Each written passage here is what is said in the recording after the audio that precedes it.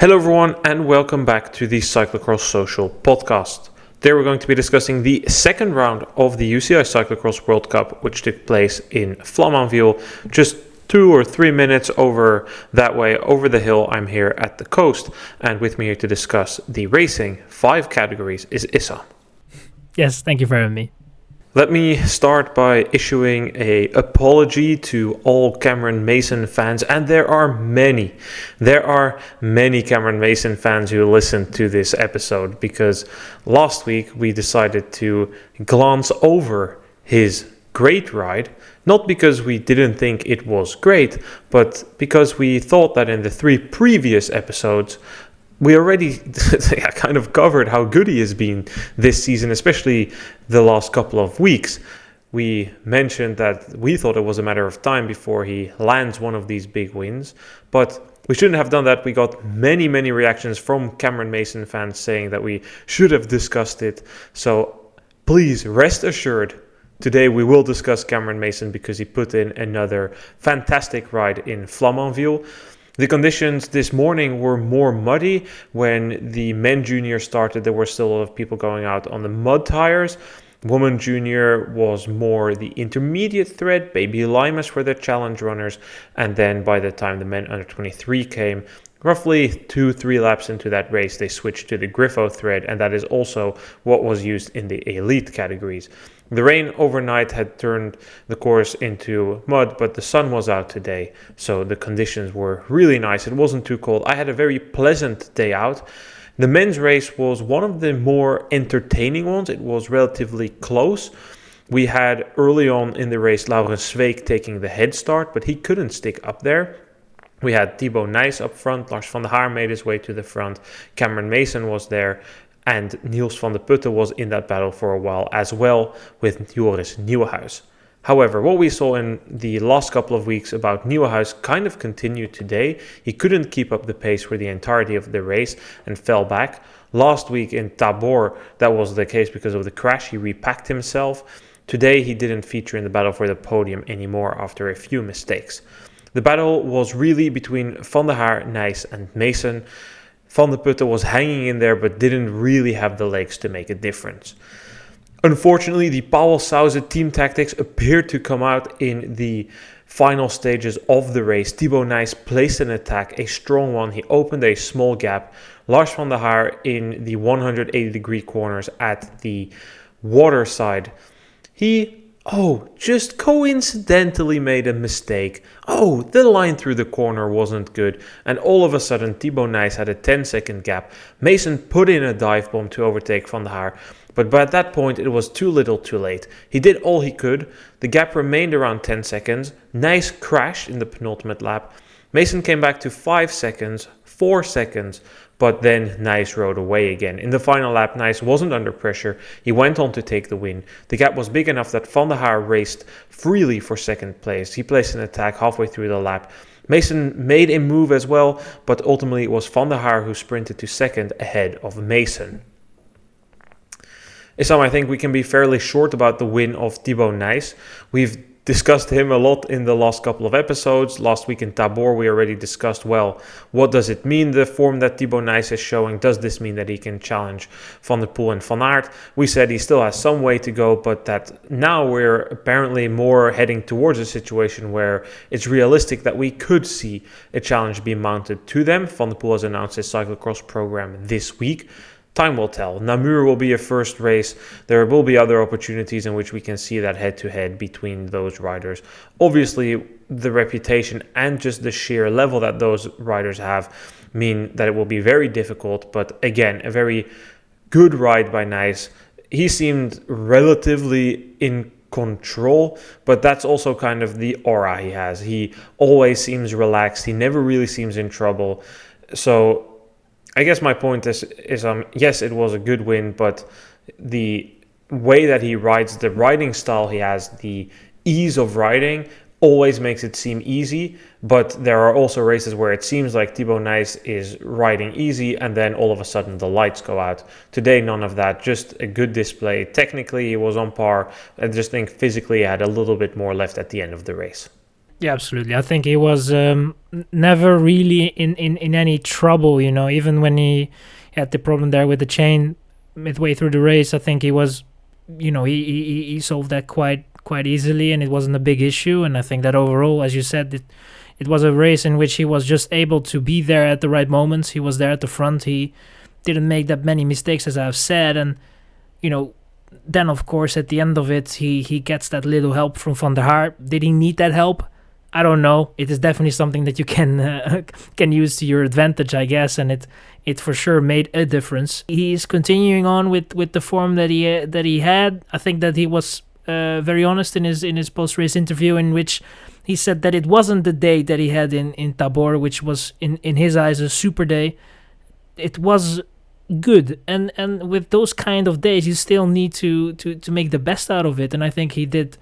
He 100% did that. He maximized his day. He was able to get through the course easily, and sure, there was a mistake left or right, and it were not that many, and they were in the end not decisive for where he ended up, and he just he was able to pull it off and get the victory, and it was a very good race.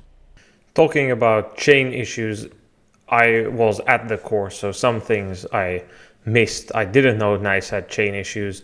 I did have a big screen for most of the race, but those times that I dropped down at the chateau, I was dependent on the French announcer, and I didn't really catch that Nice had chain issues. Also, that was the reason why Nieuwenhuis got set back. Not what I said earlier, just a mistake. I thought it was a mistake. There was some mud on his shoulder, so I just assumed he crashed. But also chain issues for Nieuwenhuis. Very good ride by Nice indeed. He's going to go on a training camp now. I think that he is going to return in Namur, but that is TBD. He might only come back after. Last year he took a longer training camp, so we will see how that goes for Nice, but a strong clinical ride today is what I would say. And a 1-2 for his team. We'll come to Cameron Mason after that, but what a ride by Lars van der Haar. I think in the weekend of Hamme we saw some positive signs for him. The form seemed to be on the up. He had some motivation issues in the summer. That meant that he started his season on the back foot, but now he seems to be growing into the season.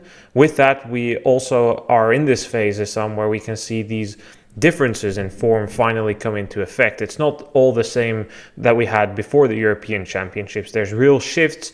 Van der Haar, Zweek, both on the up. Their form is getting stronger. They're both finishing on World Cup podiums. Zweek last week, Van der Haar this week. For both, it's a positive, but for Van der Haar, it's maybe just that little bit more special, not in terms of performance, but in terms of dynamic, because I would love to see him have his send-off from the sport with a number of good results, maybe a couple of wins still after the World Championships. That's just something I would personally like to see, and not something to discredit the performances of Zweek, because both of them had an uphill battle from the start of the season. Zweek said he had been sick early on, which really took a toll on him. Van der Haar with the motivation issues, and now both of them are riding quite strong. Yeah, and I think it was interesting that he said that, when they were in that period of the European Championships, I'm talking about Van der Haar now, that he felt like it was going nowhere, and that he, even a podium for him at a World Cup was something that he thought was not really going to be possible this season.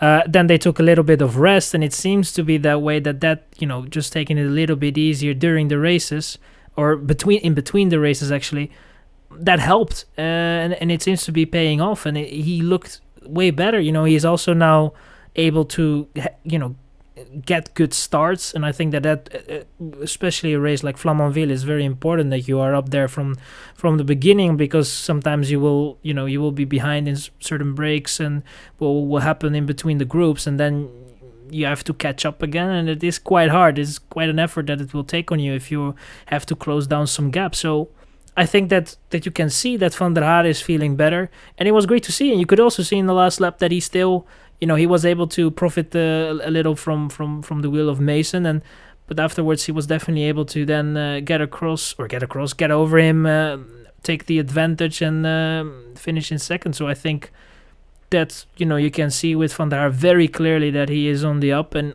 I just hope that that he can get a victory in, because I think that alone would already be enough to really set a stamp on that farewell season that he is going to have right now. And I would definitely would love to see that happen. And I think it's definitely more possible, at least for me, to see something like that happen than it was when we were around the European Championships, because at that point, it, as he said himself, it almost looked impossible, and he was definitely off. And now it looks way better.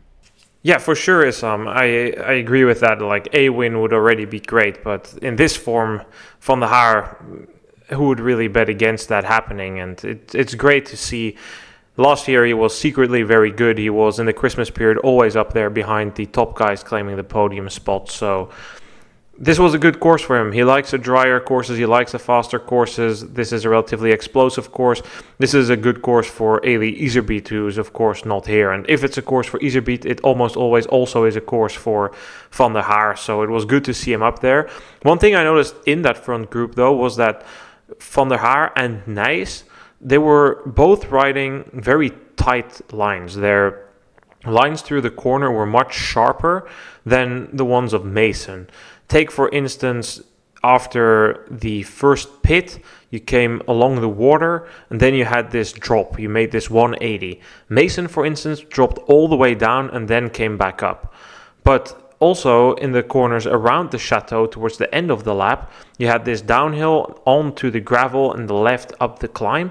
There also you could see that Nys and Van der Haar chose very different lines. Mason was riding more like it was muddy and he needed to utilize the maximum width of the course, whereas Nys and Van der Haar were taking way sharper lines, shorter on the length and then punchier on the accelerations. I don't think in terms of time it mattered too much. Maybe Mason saved a little bit of energy because he could carry slightly more speed, but that was just an interesting observation. And at that point I was wondering if they were perhaps on a slightly different tire thread, but that was not the case. They were on the same tires, so that definitely wasn't an explanation for it. Just interesting to observe that difference in style. Then now we can talk about Mason here, Issam. I read on his Twitter account this week that after Tabor he replied, "Great comeback. I'm sick of this shit. I want to just get a good result." Today he does get a good result, but it's still a comeback ride. He unclipped at the start, was 20th position, needed to move all the way back up, and he did so in quite some style. Yeah, absolutely. And I think, I'm not sure if I read that as well about this week, because he posted already one, after the race, and also in the post-race interview, was very hard on himself because he was talking about making too many mistakes, and that on this level it is, it's very costly. And I think that he is a little hard on himself, because I think today it was just, sure, he made a few small mistakes, but I don't think he should be that hard on himself. I think that he was just beaten by one, team tactics, and two, I think, by the better man. And yeah, I can understand the frustration though, because I think in Tabor he looked very strong. It was a very strong ride from him, and if you look at the lap times, the way he was able to get back through the field, I mean, those are efforts that will cost so much energy. And you see it so many times that riders, when they get in such a situation, even if they have good legs,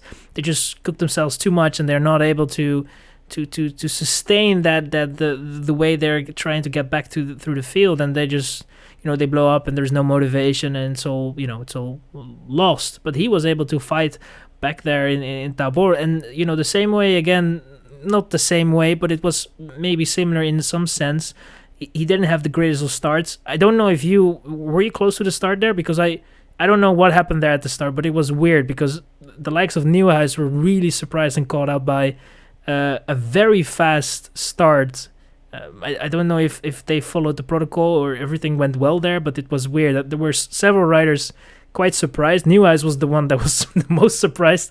It was a slow-mo, which was quite interesting. I don't know if you were close there at the start, but I don't know what happened there. And Mason was also one of those riders that was behind Nieuwenhuis, and his start wasn't the greatest as well. And I think that also maybe had to do a little bit with how the start was given, the start sign was given. So I don't know about that and how much that influenced Mason's start, but overall I think that I wouldn't say he maximized it, but because I think maximizing today would probably have been second. But I think that he did a very, very good job, and I'm just very happy that he is able to deliver now very good results on a somewhat more consistent basis. And there are definitely some races that are coming up in which you don't really need that fast final lap. It's gonna be more on merit and on the power and the form that you have. And if he is able to translate that in some of those races, I think that he has a very good shot of getting closer and closer to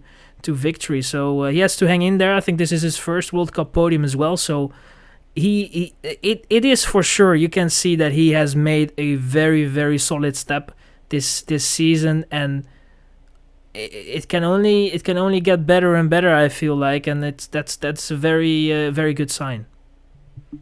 I wasn't near the start, Issam, but I was near a screen, and you could indeed see that Nieuwhuis was surprised. I don't really know what the deal was there, if they just hit the switch of the lights too early, some nervous intern, or just maybe somebody too eager or accidentally slipped the finger. But typically they give a 30-second warning, and then they take away the tape in front of the front row to avoid everybody moving ahead, and then at some point they go. So I think there's a bit of variety in how quick the lights go, somewhere between 15 and 30 seconds, normally around 20. I know for the woman elite, I was in the first corner, and this guy next to me just started counting to 30 in French from the 30-second warning, and exactly as he counted to 30, the lights went green. So it definitely was weird. Nieuwhuis indeed saved his race there somewhat in the second phase of the start through the woods. Mason was caught up behind Nieuwhuis, but also had that issue with his pedal. So what I like to see about Mason is just his character. He is somebody who had that very good phase 2 seasons ago, second at the European Championships. We were all thinking, okay, it's a matter of time before he lands a win. It's a matter of time before he lands a win. And then he burnt out, and then last season was completely burnt as well. So it's difficult.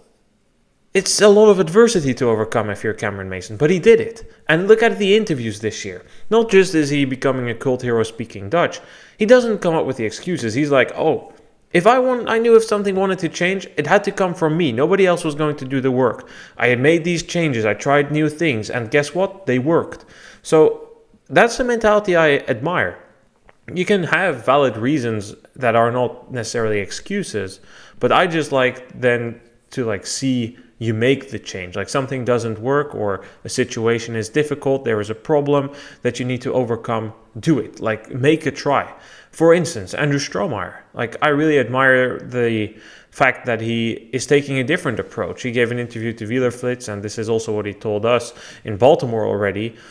He figured he flamed out in Europe the last few years because his season started super early in September in the USCX series. What does he do? He makes a change. This season he races the series, isn't informed, does big endurance blocks in between, building towards the 1st of November, or the second weekend of November this year, the Pan American Championships. That's where he said his season started. Okay, today 16th is maybe not the top 10 he was hoping for, but he's making a different approach. He's trying something new. And this season will tell, is it successful? Does he finish in the same places? Whatever. But he made that change, and Mason made that change, and I think both of those changes should be applauded. In the case of Mason, he added more weight, he became more muscular, he became more powerful, he realized he was falling short there. He's really worked on his starts. His first laps are much better, even though there are these incidents still.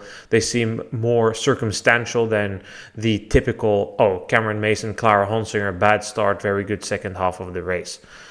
So I'm happy to see him up there. First World Cup podium, as you said. Let's see what comes for him for the rest of the season. Let's run down the entire top 10. Nys, Van der Haar, Mason, Niels van der Putten in 4th, Laurens Sweeck in 5th. Then Joris Nieuwhuis 6th place ahead of Michael van Toerenhout. Jente Michels in 8th, Emil Verstring in 9th, with Victor van der Putten completing the top 10. Maybe one rider to highlight at this point is Van der Putten. We've already gone over Nieuwenhuis, who had those chain issues. He would have likely finished on the podium else, I dare to say. We've also discussed the good form of Sweeck. What do you make of the season of Van der Putten? Because last year he was Mr. Consistent. I remember at some point this crazy streak of 4th places in a row. This year he has not been bad, not at all, but I do feel he's a bit more hot and cold. And perhaps this is just the bias, like, oh, last year he took that win early on. Where was it? Hama, I think, finally, where he took that win. He had been very close to it a number of times. The World Cup in Hulst, it was a little bit more special. Like, it had that glance. But is that just because there is a 1 behind his name at some point last year, whereas this year it isn't, and there have been a few more off days? Or is he actually underperforming compared to last year? I struggle because on face value, his season is not that much worse than it was last year. Are my expectations too high for him, Issam? I don't know. I think they might be high. I don't think they are too high. I think we are entitled, I guess, in a way to. We're not entitled to anything, but I guess we can expect from the Putte that he would make a step. And it seems to be that way, that despite the fact that he might maybe have improved over the summer, that it's currently just not really enough to have some of those wow results. And a win always makes your season just that tiny bit different, and even it can make a difference in a certain period of a season. And good results, sure, the way he also had his good results, there were moments this season in which he played a role in which you thought he was actually going to race for victory.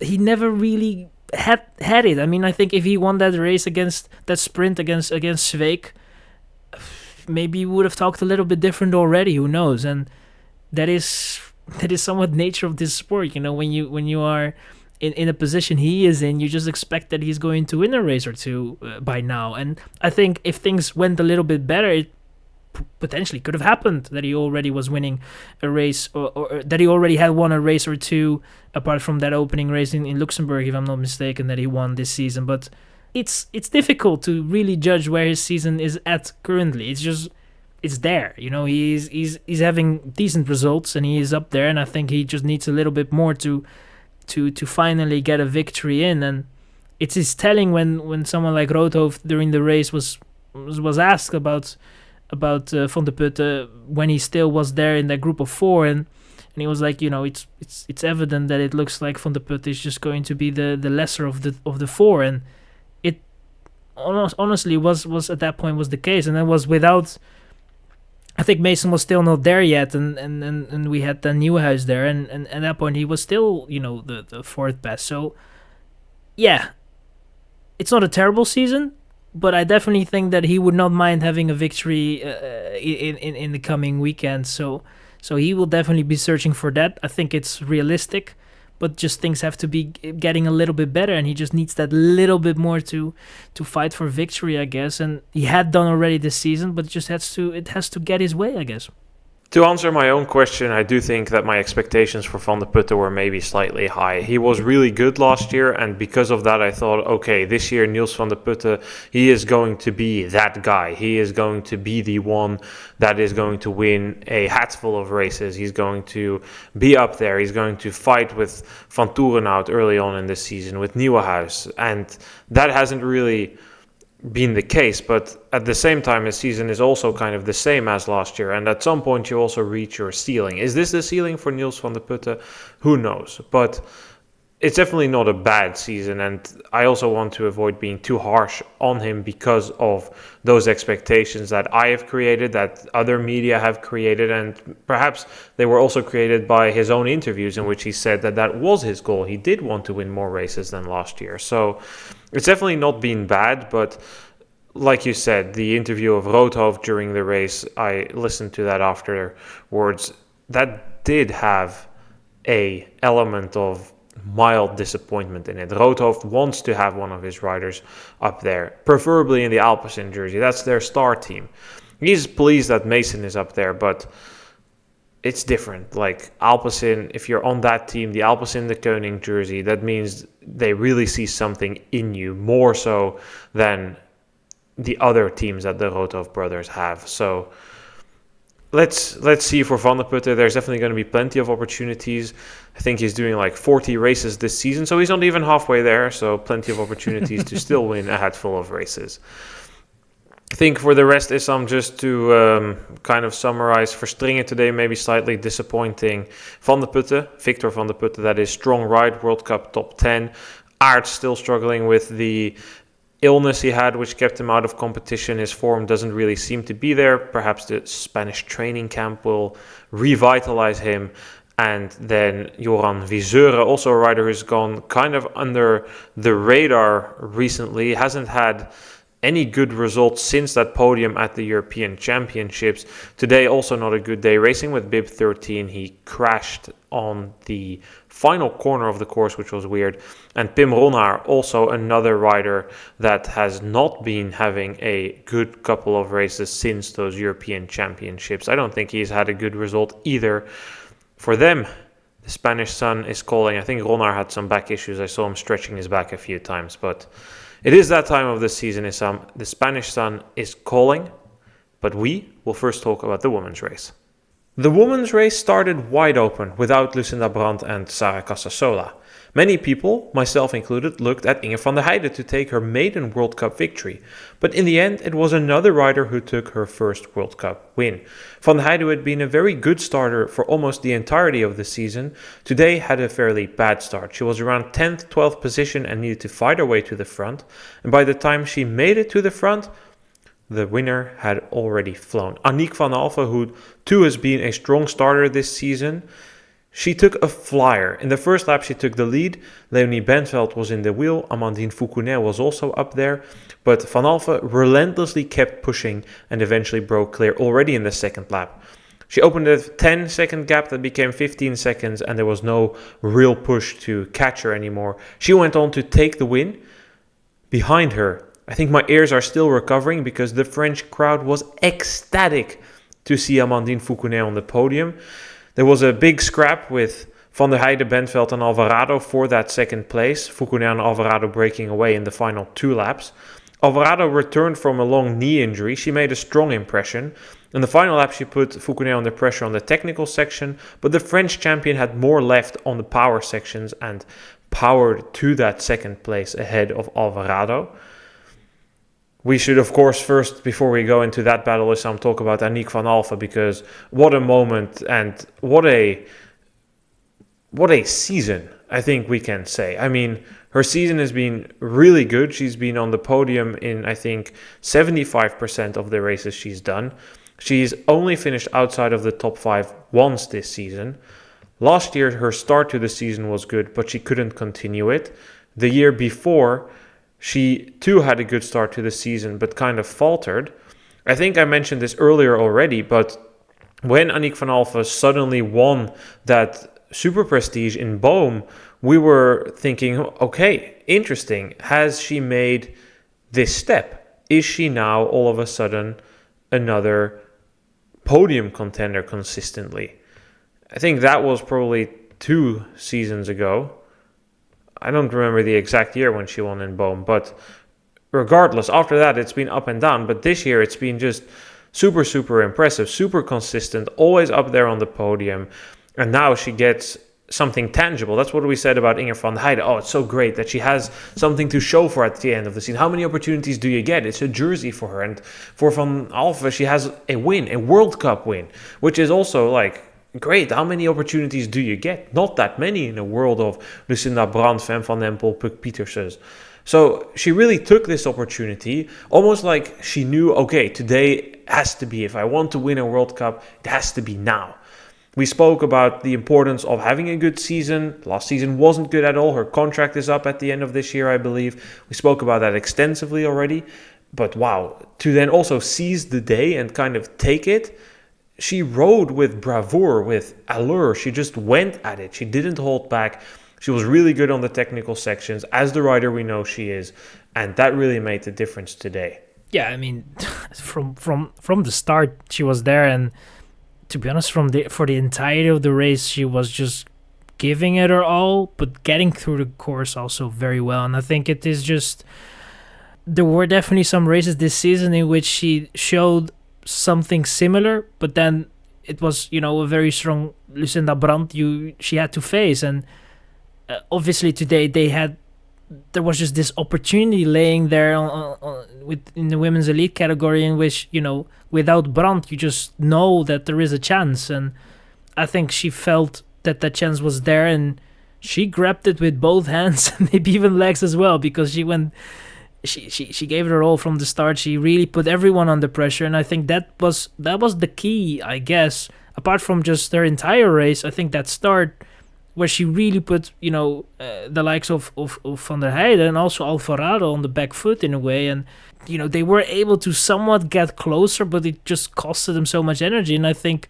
there was not much difference between them all. And then you have to just, you have to kind of, I'd say, maybe make your luck, and that's arguably what she did. But she also really raced very hard for it, and it was an incredible ride. I mean, you could see that Fouquenet had a very, very good start as well, and she was there, but she was just not able to follow. So it really meant that Fouquenet, was trying, but Van Alphen really just had a very, very good day. And was making the difference. I mean, jumping the barriers as well. It is not the fastest way of doing it, but she is doing it, and there is always an advantage in that if you are jumping. So it were small things, it were some bigger things. She was also able to stay on the bike when you had that 180. So there were just very, there were some very good things on the course that she could benefit from, and apart from and make the difference compared to the rest. And I think that she just, seized the opportunity and ran away with it. And I think that was an extraordinary ride. And it's great to see that she's now able to call herself a World Cup race winner. I think with that analysis, Issam, you also already take away your own point of make your own luck. There was not that much luck involved today. She was just stronger and technically better. So, for instance, at the end of the lap, you had this swooping left-hander down to the water before you took the climb that led to the VIP tent. The difference in speed between Fouquenet and Van Alphen, that was something that indicates the extra confidence that Van Alphen has on the bike as opposed to Fouquenet. I'm sorry, I'm just distracted. There's a red light going on in the harbor next to me, and it's blinding me right now. So, regardless, the red light in this case is not Van Alphen, who was also flying in the red 7 outfit today. But back to that. Van Alphen was just very good technically. We know her as a rider for that. That made the difference over Fouquenet. Fouquenet maybe had a little bit more raw power, but Van Alphen has been very good this season, and this is tremendous for her. She's now also the World Cup leader. Okay, Brandt wasn't there. We will see at the end of this series. Probably Van Alphen is not going to be the winner, but if she goes to Sardinia, and God knows how many people will actually make that trip there. We are quite literally in the middle of nowhere here in Flamanville. It takes me an hour to get to the highway from here. The last 55 minutes, I was just boogieing it over these country roads, and you come into this French town which seems abandoned, and marketplace, church, roads everywhere, stop signs, out again. It's a long trip to do this to Sardinia next week. It's not convenient. Last year with Dublin, it was even less convenient, but even this is a big trip to make. So we'll see how many people go there. I think Van Alphen will probably go, not for the least because she's leading the classification. And how many times will she get the opportunity to show off that jersey? It was a great display by her. I don't think that Fouquenet with second place can have any regrets. This is just who Fouquenet is, but I was thinking during this race, Issam, and yes, okay, not everyone is here. If everyone is here, where does Amandine Fouquenet rank? Probably around 8th place. We have a number of riders like Alvarado can maybe be a bit better, Van Empel, we have Pietersen, we have Bakstedt, we have Schreiber, we have Brandt, we have Casasola, whatever. But still, Amandine Fouquenet is having a great season. And what I was thinking, to finish that sentence, if Amandine Fouquenet cannot get a contract, we as a sport have a serious problem. Something is broken. And I don't want to say, Rotov brothers, work your magic, because these people already employ half of the cyclocross peloton. But surely,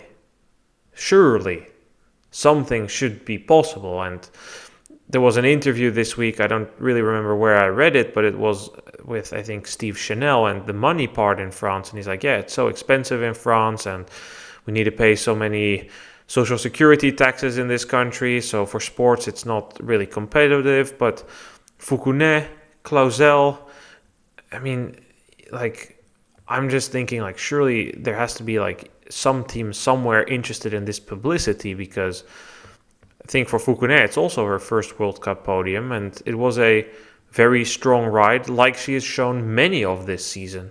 It's crazy we were having this conversation, to be honest, and that she also had to point that out in the post-race interview. And I think that if she was not to get a contract by January, I think you can conclude that the sport has failed her in a way, because I feel that someone with those results, the way she has been performing as a France, national champion, what else do you need to do, to be honest? I mean, it cannot really be that much better. Sure, it can, but I mean, to get a contract at least somewhere, I mean, there has to be space. It is difficult, and there are certain riders that are struggling. It's just a very bad position to be in, I guess, and it's late, and I know all that, but I think she's definitely a rider where you can make certain exceptions for, or try to fit her in, or make some room left or right. And as you said, I mean, Roto should definitely not be the one point our fingers to first, because I mean, he at this point he's going to employ the entire cyclocross field if it continues like this. So yeah, I think if I focus on today, I was happy to see her, that she was able to fight for a podium spot, and that she was able to deliver on it. In the words of Gianni Infantino, I would say I feel French. It was good. It was good to see. I mean, especially for the organizers, I guess, as well. The fans that went there, I think it was probably a great atmosphere. It looked as it was a great atmosphere, and it definitely helped that Fouquenet was able to get on the podium, and you could clearly see that on the power sections she was really, really strong, and that Alvarado was, for her first outing this season, technically was able to put her under pressure, or at least make a difference. But then when we got to those power sections, it was as if we were watching a Polo against a Ferrari or something, and it just then she went past again. So it was good to see that she was able to put herself, I guess, a little bit again in the spotlights. It's probably necessary, and hopefully she can find a team, because it's currently a ridiculous situation she's in. I feel French. I never thought I would hear those words coming out of your mouth, Issam, but you weren't even here, and the atmosphere was indeed great. The venue is super, super pretty. I don't think I need to tell anybody that, with the chateau there and the water around. It's quite easy to navigate the course as a spectator. As always, like in Belgium, when you go to a cross race, there's food, and it's just frites and burgers. But whenever I go to a race outside of Belgium, like, the opportunities here, like, sure, they have their frites and they have their burgers, but they sell these. Like, there's a guy barbecuing. Like, I don't know if you could see it on the broadcast, but on my videos, I repeatedly saw smoke coming from the chateau. You must be thinking, oh, that's just them burning through the wood to keep that huge thing warm. No, that's just one guy on a ginormous barbecue. They were starting there at 9 this morning, just making sausages on the barbecue. There was another one with the burgers, and there was this old man making probably over 1,000 crepes today, and then there were these old women putting sugar or Nutella on it. There's just such a nice event and such a different atmosphere than from Belgium. And like we've said before, the French come out in the morning and they stay there for the entire day. They needed about 6,000 spectators to make this a financial success. I don't think they reached that. I think more likely is 4,000 at most. It's really hard to get these people here because, like I said, it's in the middle of nowhere. Their nearest place here is Cherbourg. That's 35 minutes away. Then it's Caen, which is an hour 30 away. So it's hard to get the people to come here. But it is a really cool event. Nice venue, nice organizers. And for them, that Fouquenet topped it off with a second place was just fantastic. And they made so much noise, the fans. I will also touch briefly upon Alvarado here because you are right. Technically, it looked quite good, especially for a first race back. I did see a bit of discomfort on the climbs, the short hills. You could see that she was still kind of wobbling a lot, not really Alvarado style. So I think that's something she should still get used to. It's really difficult when you're out that long with an injury to come back. It's a promising result, but the thing is, she comes in fresh against fatigued riders. There can be a decompression kicking in, or it works the other way around and Alvarado is still working into form and this is just some early competition. It can go two ways. I'm just curious to see which way it will go for. It is really, really difficult. She has 2 months until the World Championships. That's the only thing that can salvage her season, a good result there. It's difficult, but what I saw today was good, and it is good that slowly but surely the field here is becoming more complete. So Backstedt should be returning soon once that cast is off her arm. She broke her wrist, I think, in a crash. We have hopefully Fem van Empel coming back soon from a long training camp, hopefully in very good form. Pietersen, maybe Namur, maybe Antwerp. Slowly but surely we're heading in the right direction, and Alvarado is one great rider to have in that mix. If we look at the entire top 10, Issam, Van Alphen, Fouquenet, Alvarado was the podium. Then Van der Heijden, Bentveld, Van Anrooy. Clausel was 8th, just behind Ribeiro in 7th. 9th place went to Manon Bakker with Fleur Moors in 10th. I would like to take some time to discuss that Baloise Glowy Lions duo. Both of them started their season from the back last week in Tabor. Both road riders. Moors was active last year, so started a bit further ahead than Van Anrooy. Van Anrooy making her comeback. They could start on the second row now due to finishing in the top 16 last week. Very good rides. I think Van Anrooy, again, better than last week, which is how we should measure her progress. I think she's going to Spain now to train again. Still, the second half of the race of Van Anrooy was somewhat disappointing because at some point she seemed to push through. She kind of fell flat and nearly fell back. Well, she did fall back into that group, but then dropped all of them again for 6th place. But overall, I would say an encouraging sign for her, and Moors also a good result. And the Belgians, I think, can be happy that they have a rider that's coming up. I feel for Fleur Moors because the pressure that she's having is tremendous and the expectations are surreal. But I try to not have my own expectations determined by that. That's what we just discussed with Van der Putte. So I think a successful weekend or day of racing for the woman of the Baloise Glowy Lions. I can only agree. I think it was for Van Anrooy, it was definitely, it looked to me to be a better race than it was in Tabor, and I think that is not a crazy sight because as I said there, it was I saw more the promising signs, I guess, and that's what I see again today. It's sure she kind of had that dip, but she got out of that, I guess, and I think that 6th place is I think it's better than I expected it to be honest, at this point of the season, to be already up there. Sure, we are missing a few, but I think that it was still a very good race. And for Moors, I mean, it's a curse almost to have a Belgian nationality at this point, because it's just they have to point it out every single second, I guess, if they see her on the screen. And I can understand that they really want to see her get better and succeed. And you know, we can definitely all see somewhat the potential. Some see a little bit more than others and are a bit more unrealistic, and others are a bit more realistic. And I think that it is, you know, for her, it's just she has to just focus on the performances and just try to get better and better, and not really, try to not really look all that much into what other things think of you, and just focus on yourself. And I think she probably knows how to do that, and I don't really think that it influences her all too much, but I can definitely understand that there is a certain form of pressure that you just unwillingly somewhat maybe even feel. And yeah, I just hope that she can, set that aside and continue on, because I think she's on the right track to just get better and better and improve, and that's the most important thing. So yeah, I agree with that assessment of that both both Baloise Glowy Lions riders were in very can look back on a very positive race. The rest of the riders kind of fell in the place you would expect the chips to land. I can't believe I missed this opportunity, but when we were discussing teams that should pick up Fouquenet, I heard Jurgen Mettepenningen thinks there's no female talent out there that's worth signing. So maybe here is an opportunity for you, because if Leonie Bentveld, in your words, is as good as Lucinda Brandt and Fem van Empel, then how come that Amandine Fouquenet is beating her? No, okay, I don't want to... This sounds very bad towards Leonie Bentveld, and that's not fair.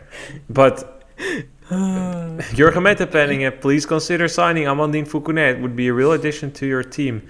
Even you can just even turn her flag. Just pretend it's a Dutch flag, but it's not going to happen with Mettepenningen. But again, I laugh about these comments, but I don't want to laugh about Leonie Bentveld, because I think she's having a good season, and today was again a solid ride. I did think that she could have featured a bit more for a podium. At least that's what I thought early on in the race, but she didn't have the legs. For her too, the fatigue is probably starting to kick in. She's had quite a busy season so far, so it was a solid ride, but nothing really to add there. I think the final comment maybe is on Celia Géry. Géry, I think, blew her head off totally. She made a big push to bridge to that group for second place early on in the race. Then the steam came out of the engine and she fell back, hanging on to 14th, just about the third best U23. That would have normally been, well, not normally, Lydia Cusack would have had a good shot at being that, but she punctured in the first lap just after the second pit. So that was a long ride on a flat tire for her to the pits. Good. Think so far for the women's results, maybe one thing people are wondering about is Annemarie Voschi DNF'd, and there's been no communication on that. Then we can move to the youth races, the U23 category. This week, no broadcast. I would not be expecting a broadcast in future weeks either. It really seemed to think that CT Sport, the Czech broadcaster, in combination with the racing there, just really wanted to deliver an experience. They also broadcasted the team relay for the World Championships there. I had to watch it with my own eyes, and I saw a Aubin Sparvel show once again. Issam, this guy races every single race the same. Go, full gas, and we'll see how many people stick in the wheel. And today that was nobody. Early on in the race, David Haverdings was there, but I saw him stretch his back a number of times. He was quite harsh for himself on his Instagram post. I wore it, meaning the leader's jersey, but I wasn't worth it. What else did we have? We had Vietzi and Agostinacchio having bad starts, needing to move up. Man, Vietzi with a good start would be absolutely unstoppable. The second half of the race, Vietzi was cutting through riders, group by group, finishing third. Really strong outing by him. Corses had some, I think, problems maybe with his chain or his pedal at some point, because he was with Sparvel, then fell back and then rode back there. So yeah, I guess that was kind of it. Just a one-man show by Sparvel, but this guy also needs to learn other tricks in the book, because last week in Tabor, everyone could see it who watched the broadcast. He did too much work and then lost out in the final lap. The European Championships was kind of the same. He did so much work, cooked himself, made a technical error, crashed, and then immediately made another technical error and went sideways, leading to Agostinacchio claiming the title. So I want to see Sparvel race other ways, but I guess today it worked. But I'm just concerned because he always does this. It's super predictable, and we've also seen it backfire already, because at the end, he just only in the penultimate laps looked behind him. Hey, is there anybody there?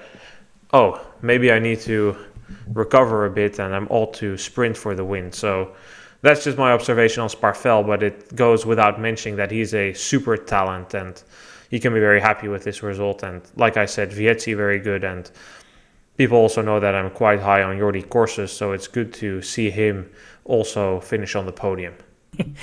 I mean, now I'm in the position where I have to think about what I'm going to ask, because thanks to the UCI, they didn't continue the broadcasting. And I mean, I think that with Sparvel it's a very fair point, because I feel that, it is, he has to take it, I guess, a little bit easier at times. I think now it played well.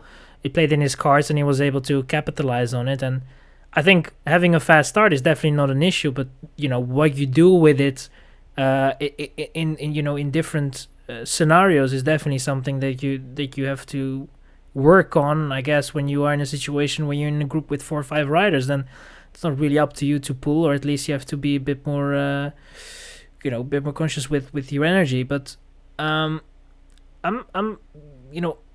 with courses there in second, I feel. What do you think? What is currently kind of the order there in the under 23? Is it really what we are looking at right now in terms of results with Flamanville? Or would you say that maybe with the likes of an Agostinaccio, that just the circumstances didn't really help him, and a bad start was not really helping him this race, and same goes for someone like Haverdings that was not able to pull off a good result. That it's still mixed up, but it was just the circumstances and the racing that kind of brought this order in. I do think that Sparfell is probably the top U23. Definitely a bigger talent than Haverdings. Haverdings has the age advantage. Haverdings, I do think, will be up there, but he's had some back issues, or at least that's what I'm speculating. Sparfell is there. I think Vietzi, I'm also quite high on him. When the courses become more muddy, Vietzi will be even better. What we saw last year from Vietzi was really special. What we saw from Sparfell as well, and they're continuing that this year. Van de Boer was up there today. Arthur, that is. This is, again, kind of fast course. That suits Van de Boer. If it's more technical, he kind of suffers. I do think Agostinaccio can make a play on some courses, but it's very difficult. He is young, he is somewhat unproven, he's sometimes a little bit wild, but he's undeniably talented. So we will see how Agostinaccio develops. I think we need to give him some time, and as his first year, it's normal that you're not that consistent, but if you need to have the 5 names, I would say the 5 names in this category are Sparfell, Courses, Vietzi, Agostinaccio, and Haverdings. Although Dox, who started his season here today, I say cautiously, came all the way from the back and was fairly strong. So that's another rider who on the faster courses I can see make a play. But the way Doc's career trajectory has been headed, I see more of a road rider in him than anything else. If we then move on to the women's, if we had a Sparfell show, this was a whole movie from Lise Revol, an Oppenheimer-length movie. She just rode away in the first lap and won. That's pretty much the way to put it. And it's not unexpected. Barbora Bukowska wasn't here. She got to show off the rainbow in front of the home crowd. Also not here, Anja Grossman. Well, Revol just simply the best. Pelizzotti second place is also the expected order, and then Grohova recovered from a bad start to finish third. These Czechs really ought to work on their start. They should hire Mari Schreiber for some trainings or something, but it's a bit of an issue there. But it was a strong ride, but Grohova never also had really any trouble with that group she was in. Isis Versluis, Lali Pichon, Nienke Jochems, they all got dropped as soon as she was there. So it was a solid outing, and I think really what we see is Revol, Grossman, and Bukowska. Those are the biggest talents. And then Pelizzotti, Grohova are just slightly above a group of other riders. And this is a continuation of what we have seen so far this season, and also quite a lot last year. So it wasn't that surprising to me. It wasn't that thrilling. And we will see what Revol will be able to do, because in cross she's very good, but on the mountain bike she wasn't nearly as good this year, and on the road it was the few things she did were quite good. So let's see if she can carry that over. I think we can move to the men junior race, to be honest, because I don't really have any questions on the women junior side. As you said, I guess it was maybe a bit too straightforward, but that also kind of happens because it's not, sometimes it's just, there's a circumstance not able to race or whatever, and funding and all that. So these, choices are sometimes made, and then it ends up the way it ends up, and then the difference might be a little bit bigger. But it is, I think that there at least it looks like there is a very, how do you say that? It is clear, I guess, how the order is there on the women juniors side. It looks like, with a very strong Revol, Bukowska, and then you kind of have to look behind and see a Pelizzotti, Grossman as well. And that is kind of how it is ordered there, and that is also okay, because then we kind of know what we can expect from everyone, and we can always be surprised. But I think that is now how it is playing out at the moment. And I think on the men junior side, if I look at the results, it definitely looked also quite like an interesting and somewhat close race, but you know better. The red light here is now being joined by a flickering green light. I don't know what's going on out here, but the men junior, well, you say pecking order in the women's junior is clear. I think it's also clear in the men junior, because they were the expected names up front. Pierre Joumard, Filippo Grigolini, Gilles Lejeune. Those were the front runners for almost the entirety of the race. Lejeune launching some technical attacks. Grigolini sitting in the wheels after an opening move, and then in the penultimate lap he took the lead. After the short stairs, you dropped into the chateau, then you went up the climb the first time. There, Lejeune needed to put a foot down. Grigolini opened a gap of 2 seconds. Lejeune was too eager to compensate and then crashed trying to close that somewhere later in the lap. He was gone out of podium contention, and Joumard wasn't strong enough to close that gap to Grigolini. In fact, Grigolini rode away further to take the win ahead of Joumard. Lejeune, out of the podium positions, also didn't have the legs to then get back up to the group for third, which was not really a group. It was mainly Patrick Petzo-Rosola, who had a bad start, moved his way up. For a long time, Delano Hera was somewhat with him. Hera also didn't have a great start, but it was never really a group. Hera was always 2, 3, 4 seconds behind, and Rosola then claimed third with Hera in fourth. It was also quite straightforward. I think the only thing here to say is that Benjamin Noval Suarez rode his first World Cup here. He needed to come from somewhat at the back, and he was lapping very fast, roughly the same time as the winners. So he and Petzo-Rosola, and he in this case is Noval Suarez, have some points to take away from this race and take courage from. Petzo-Rosola had the fastest lap of the race and wasn't lapping much slower than the leaders until the final lap. So I would say here it's also quite clear that these are the guys that are the ones that will do it for this season. And Grigolini, the most powerful, Lejeune, the most technical, Joumard, perhaps the best package. But that will give some interesting dynamics. And Lejeune, while he's good technically, he's made too many mistakes. Last week, same issue.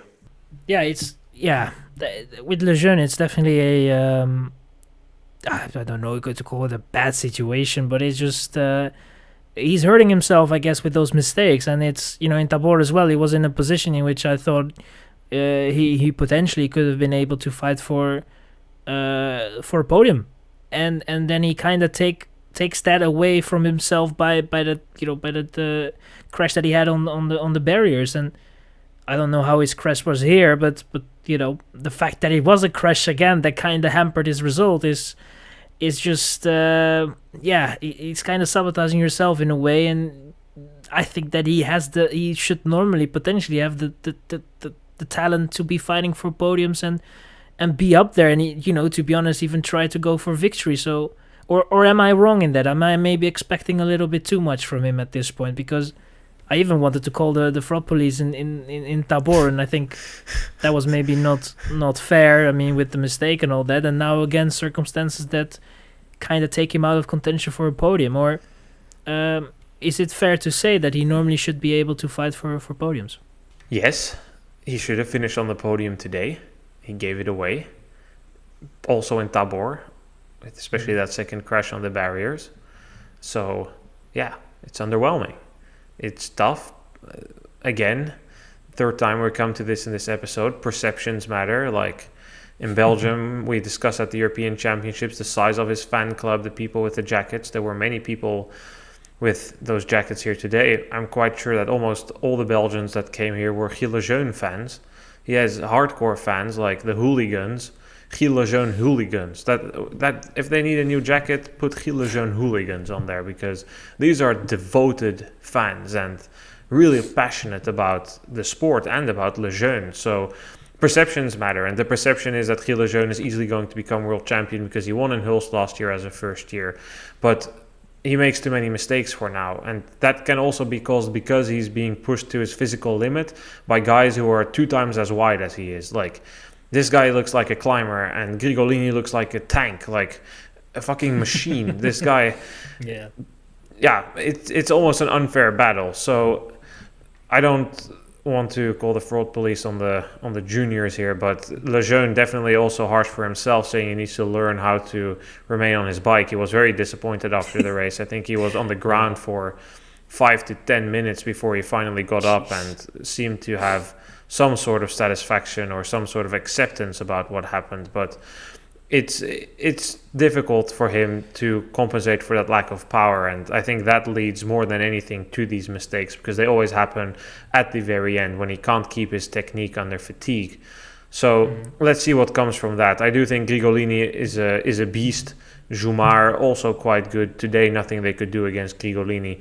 Grigolini much smoother. I spoke with him after the race. He said Tabor too many mistakes. Today not that many.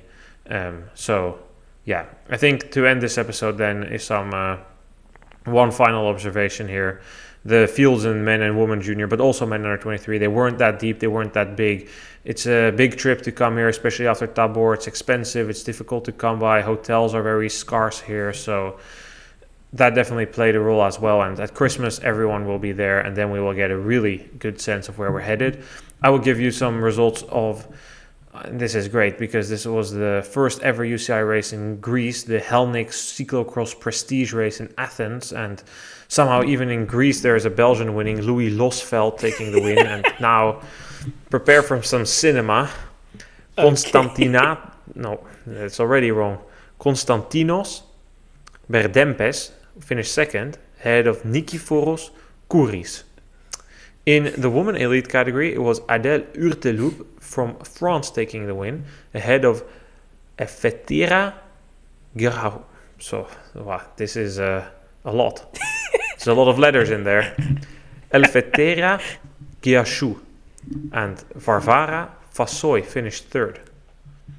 The Slovakian national championships took place in Trvarna, with Matej Ulik taking the men elite title and Victoria Gladenova taking the women's title. And also factoring in these smaller start fields was the fact that in the Czech Republic, the sixth round of the HFS System Cup took place in Kolin. Christophe Bazant took the win ahead of Marek Konva and Matthias Fiala, while Kristina Zemanova beat Anna Panusova and Amalie Gottwaldova for the win there. Good. That will wrap up this episode. Issam, thank you so much. Yeah, no worries. And this is, let me think. Next week we have to go to Italy, right? It's going to be Teralba that is going to be next for us, right? Indeed. I don't know if you are in fact going to Italy. I will most certainly not be going there. But if you have any plans, enjoy yourself. And I thank all our listeners for listening once again to this episode of the Cyclocross Social podcast. The power rankings will return this week with a midweek episode.